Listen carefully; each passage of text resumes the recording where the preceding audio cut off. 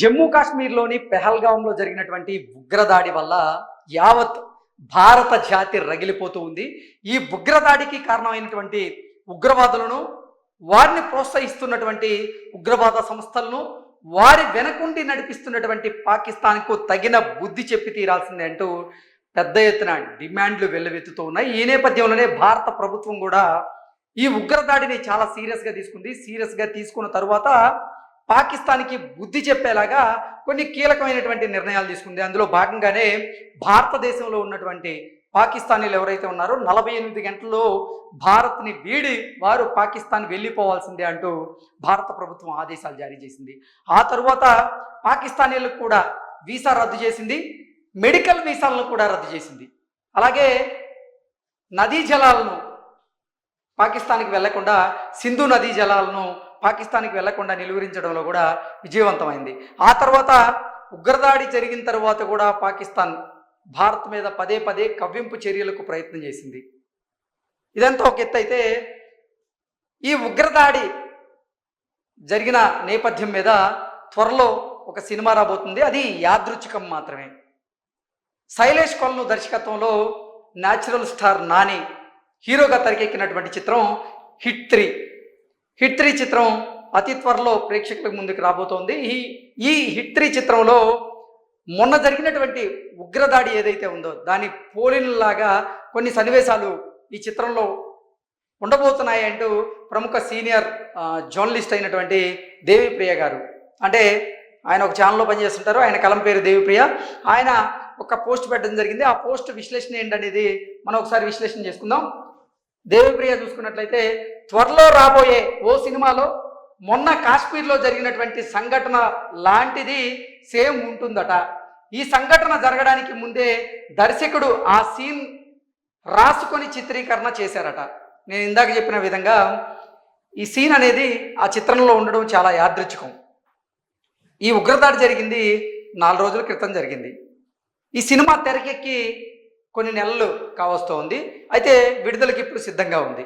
ఈ నేపథ్యంలోనే శైలేష్ కొలను ప్రముఖ ఛానల్కి ఇచ్చినటువంటి ఇంటర్వ్యూలో కూడా ఆయన ఈ ఉగ్రదాడి నేపథ్యాన్ని ఉద్దేశించి ఆయన కొన్ని వ్యాఖ్యలు చేశారు. ఆ వ్యాఖ్యల్లో భాగంగానే ఈ ఉగ్రదాడి లాంటి సీన్సే మా హిట్ 3 చిత్రంలో కూడా ఉండబోతున్నాయి అన్నట్లుగా ఆయన ఎక్స్ప్లెయిన్ చేయడం జరిగింది. ఆయన ఏమన్నాడు అనేది ఒకసారి నేను మీకు వినిపించేటువంటి ప్రయత్నం అయితే చేస్తాను. జరిగిన కొన్ని అబ్రాడ్ లో జరిగిన కేసులు అన్ని నేను స్టడీ చేసి ఒక డైరీ మెయింటైన్ చేసి రాసుకున్నాను. 80s లో 90s లో జరిగిన కొన్ని అబ్రాడ్ లో జరిగిన కేసులు అన్ని నేను స్టడీ చేసి ఒక డైరీ మెయింటైన్ చేసి రాసుకున్నాను. కానీ అన్ఫార్చునేట్ థింగ్ ఏంటంటే ఒక చాలా 2 సార్లు జరిగింది నాకు ఇది.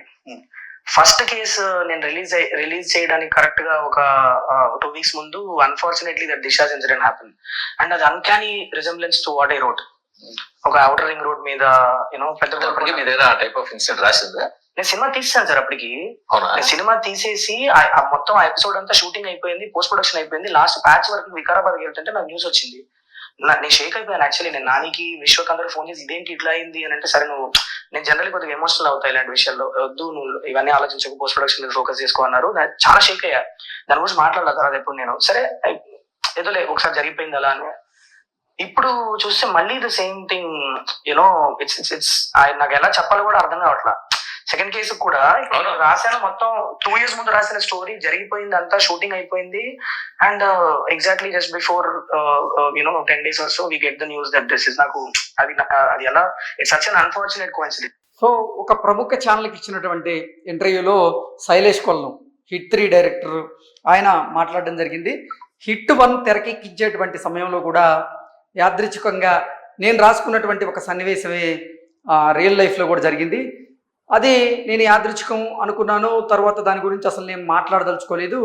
ఇప్పుడు నాకు మళ్ళీ హిట్ 3 కూడా సేమ్ సీన్ రిపీట్ అయింది.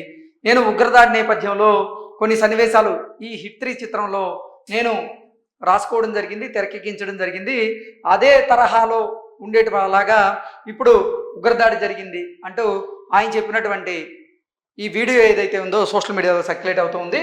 త్వరలో రాబోయేటువంటి ఒక సినిమాలో మొన్న కాశ్మీర్లో జరిగినటువంటి సంఘటన లాంటిది సేమ్ ఉంటుందట. ఆ సంఘటన జరగడానికి ముందే దర్శకుడు ఆ సీన్ రాసుకొని చిత్రీకరణ చేశారట. నిజంగా శైలేష్ కొలను గారు ఇటువంటి ఆయనకి ఎలా తెలుస్తున్నాయో ముందుగా అనేది నిజంగా మన ఊహకు అందట్లేదు. కానీ గతంలో కూడా హిట్ 1లో ఈ దిశ కేసు ఏదైతే ఉందో దాన్ని పోలేలాగా కొన్ని సన్నివేశాలు దాంట్లో పెట్టడం జరిగింది. ఆ తర్వాత ఇప్పుడు హిట్ 3 నాని గారి హీరోగా తెరకెక్కుతూ అంటే హీరోగా చేస్తున్న చిత్రం అది.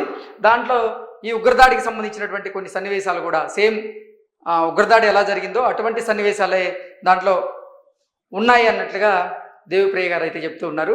ఏది ఏమైనప్పటికీ ఈ ఉగ్రదాడి మాత్రం చాలా బాధాకరం. ఈ ఉగ్రదాడి నేపథ్యంలోనే నిజంగా యావత్ భారత జాతి కూడా రగిలిపోతూ ఉంది. ఈరోజు భారత ప్రధాని కూడా అదే వ్యాఖ్యానించడం జరిగింది.